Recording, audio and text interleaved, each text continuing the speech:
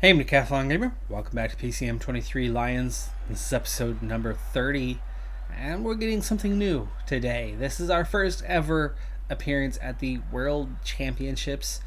I've avoided it mainly because the riders that have been selected have not been any of my team members. There's only one African nation that has a national team, and I've been that coach of that national team all of these years. But like I said, without any of our riders being part of it, there was no point in myself participating. But this year, not only are we led by Louis Meintjes, but South Africa, the second, and just two riders, that's all we get. Mason Samuels is here. So for the first time, we do have one of our riders with an invite to the World Championships. We have some breakaways happening here with the now 60k to go type riders that are going for it from distance. The gap overall to the breakaway is down to just a minute and a half from over 6.5. This is a long race here. Where are we even at this time? It's somewhere. Montreal. We're in Canada for this one. A little bit punchy. That's about it, but I got my two guys here that are suited to that. What can we do? They're very similar sprint wise.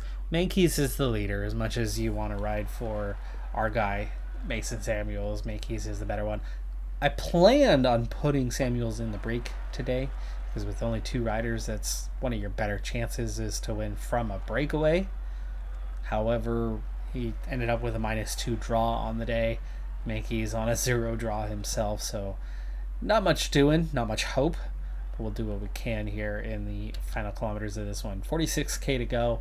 So far, so good. Hanging in there strong. Peloton, for the moment, is actually splitting up into a much smaller group.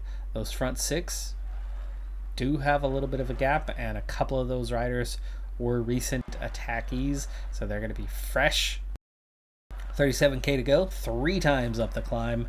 We're running in 80, and that's holding us positionally just fine. Though I do think with just a couple times to go, we're going to have to really start stepping that up. We'll do an 84 for the next round. There's that split that we're trying to avoid. It's not so much about fatigue, it's about pace and technical leading to sudden splits in the field. 44 now in the current version of the peloton. Pushing on a little bit harder here. Samuel's now starting to go deep to take care of things, but he does successfully keep Meintjes protected with just 1 lap to go. Oh, 1 and a partial, but the climb anyway. Breakaway's been caught. Peloton's was down to 53. Coming back together, and late attacks once again. Now the pace picks up. Now we're right back down to the 58 we had. There we go. 14k to go. Samuels, gel. Meintjes. Medium mountain's good, so let's try pushing a 90. I think a top 10 is kind of the best we're going to be able to hope for in a race like this. Let's see how it goes. Okay, pushing 92. 93, 11k. 2 riders escape. Samuel's fading.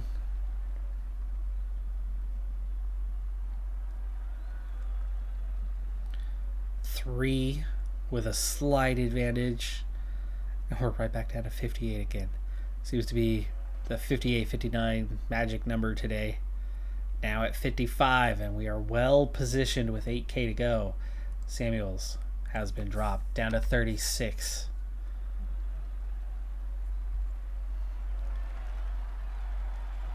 Last little uphill swing. Here comes the attack of the favorites.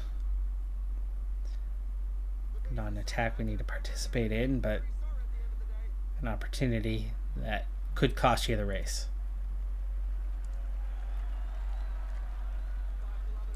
Back together again. 3 riders. Once more attacking off the front. Samuels among those who have regained contact, 51 riders now. 3K. Yankees just trying to keep a good position and the ability to attack. Now pushing 2K. Oh. I went at about 1.1K and that red bar disappeared. It disintegrated immediately. Top 10's not going to happen. Too many guys. We've gone slightly backwards. We've lost about 3 bike links here. Vanderpool takes the win ahead of Hershey, and Pidcock, our main rival, Mark Hershey, does not take the win at least. Matthews, Alaphilippe round out the top 5, and we are just outside of the top 20 with a 25th place finish for Yankees. Samuels in his first race will cross the line in 51st position. End of August. Let's begin with a ranking update, and we'll get one more final one at the end of the season. It's Evenepoel who is the world's best rider right now with Roglic and Vingegaard, a Jumbo-Visma 1, 2, 3. Evenepoel picking up the bulk of his points at the Tour de France, 1,700 of them there. La Vuelta, he gets 1,300, and Dauphiné 700. So it's no surprise that Jumbo-Visma is dominating the rankings, doubling up on Ineos and Alpecin Deceuninck. But we've held comfortably into that mid-20s all season long, even as the schedule got lighter and lighter. That's a really good year for us to be all the way up in 27th. Hagens, Berman, Axion, the only Continental team above us in the rankings and only just above us. 2,284 points as a team, and of course Hagens, Berman. It's Mark Hirschi with 2,200 of those points. Carvalho has just 68. That's the drop-off. That is the drop-off. 68 points. Bitsimana, our 10th highest finisher, has more than that. Mulebron leading the way. He is double our next highest guy, but we're not talking about any substantial points, and mostly because we're not in any bigger races at all. So getting 27th under the circumstances is really good. In the African nations, it's Eritrea with the most points ahead of South Africa. It's shocking that Eritrea does not have a national team for those world championships. Rwanda, Ethiopia, Algeria getting the bulk of the remainder of the points. There's a few little points there, and I'm wondering how much of that comes down to us. But Girmay, again, the highest scorer this year, but only 2,877. We need to double check where that's going to place him.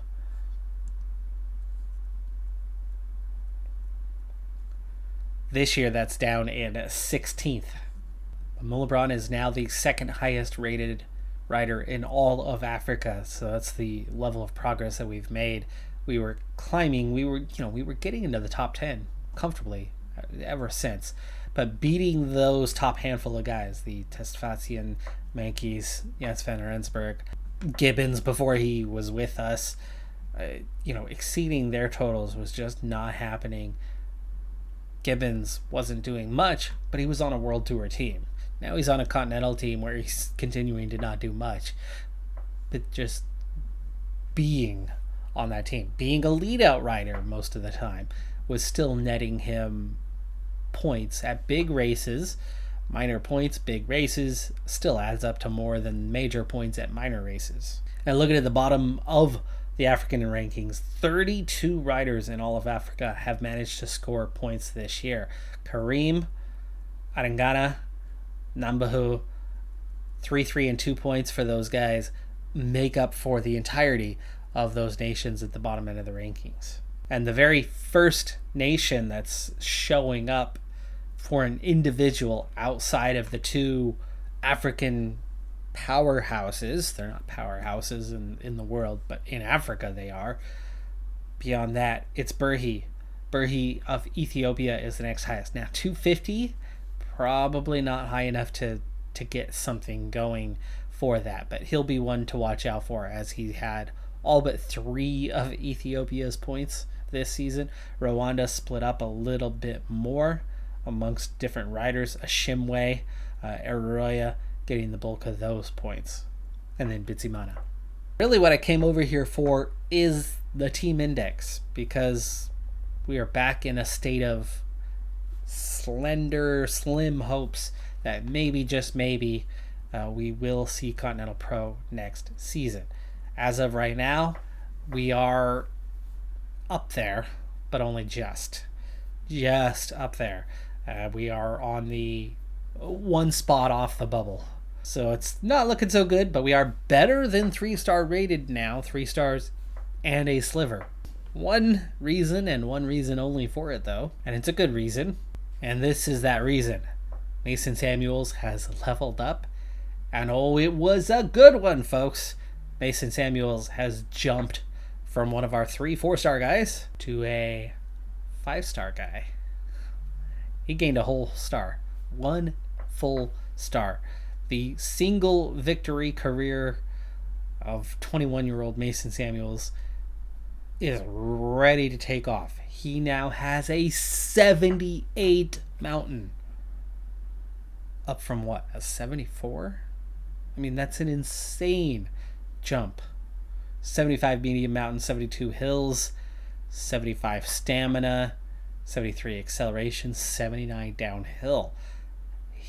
He's still not a sprinter, 63, but with the acceleration piece, the hills rating's not there, so there's complications in this one, but he just nailed his mountain rating down. Like I said, 4-point jump to my knowledge. We didn't have anybody above a 74, so he couldn't have been, right? Crazy jump. He's got room as a puncher, so that's the next area to train him now that he's maxed out as a climber. Now, 78's still not territory where you're going to win a ton of races, but for our level, especially if we are in Continental for another year, Mason Samuels is going to pick up a lot of victories. He's going to pick up a lot of points, theoretically, especially if we're in Continental, and that could be a ticket to a training bonus for South Africa, potentially. I mean, it could be that much in terms of high placements, lots of podiums next season, with or without us controlling him. September is nearly done, so there's really only a couple weeks left now in the market. And then it closes, and the teams get decided for next season. And we currently sit on the bubble. We have dropped 1 place. We are 36th overall in the team index. We right now sit in the final Continental Pro position. There are now just 7 riders in the world that are 4 stars or better talents. We have 1 of them that is 4.5 stars. Currently for our team, we have 1 4.5-star guy, 2 4-star guys to make up our top 3. So in reality, we're looking at just 7 riders left who could theoretically impact one of those 4 or 5 teams that are just below us in the standings. If they were to sign one of those 7, it may make a difference and bump them above us. And that's all it takes, is one of them. So we're going to be keeping a very close eye on this over the next 2 weeks. We may be heading to Continental Pro. Either way, I'm really happy with the direction we are headed, because the development side is happening and we are getting bigger, better, stronger. If we're in Continental, we're going to have a good year and potentially make some progress in training or popularity for one of our nations. If we make Continental Pro, we're opening up a whole new world of races, which again is going to lead to that possibility.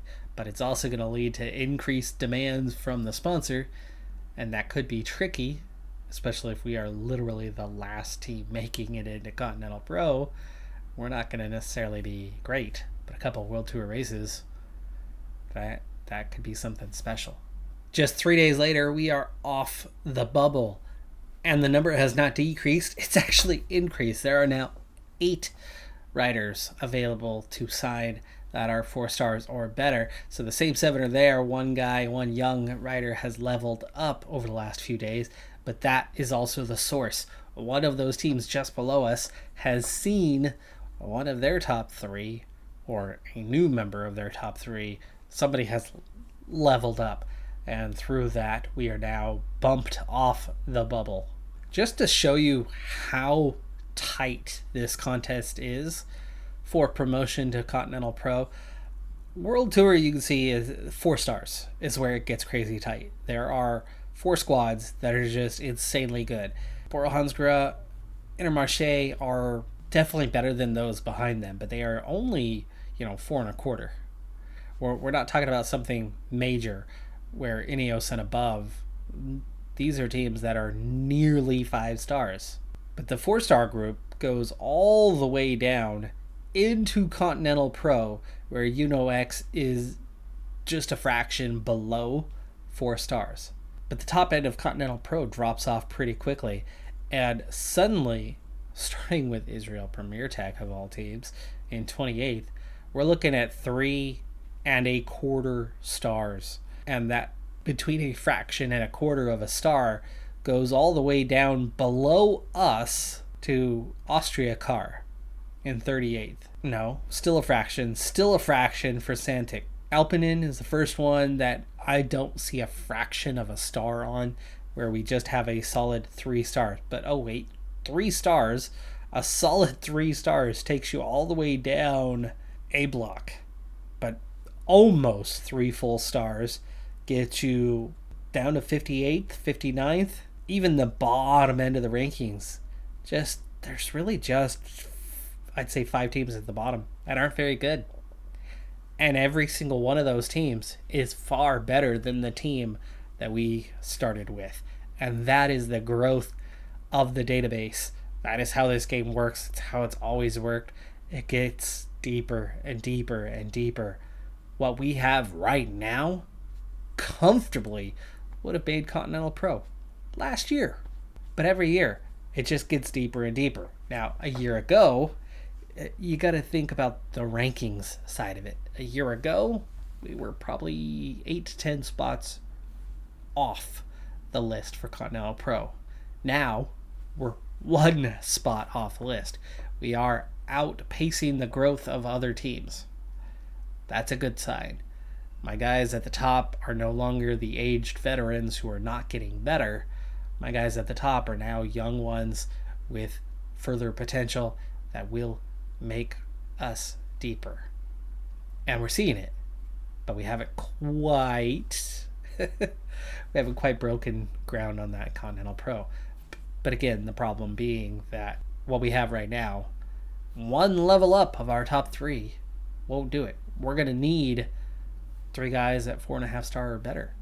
Good news is we already have Samuels at 5 stars, but every year it just keeps getting tougher and tougher to promote, and making World Tour is going to be really, really hard. But eventually, getting into Continental Pro, we will see World Tour races, we will see bigger races, we're going to score more points, and I will make gains with the Eritreas and the South Africas, the Rwandas. It's going to happen. It is going to happen. I know. I'm confident we'll get there. It's just every year it gets a little bit tougher. So slower progress, unlike my PCM23 Dragons playthrough, where we progressed a little bit faster early on because there's lots of teams in Asia that kept riders occupied, and we picked up points and we made progress. And Kazakhstan was definitely a good nation for us that really helped us out getting some solid riders, but then we were able to build around that with others. Africa's tougher. It is tougher. And keeping up with the growth of the database right now is our biggest challenge, because we should be heading to Continental Pro next season, but because of that growth, it looks like it's not going to happen. And there's still, 10, 11 days till the cutoff, but now it's not looking too good for us, especially with Samuels having just leveled up. We're running low on candidates to see our own improvement before the deadline. It pains me to come so close, but it is what it is. We are 37th. 36th is what's required to get Continental Pro. We're talking about like 1 attribute point, 2 attribute points difference in one of those top 3 guys.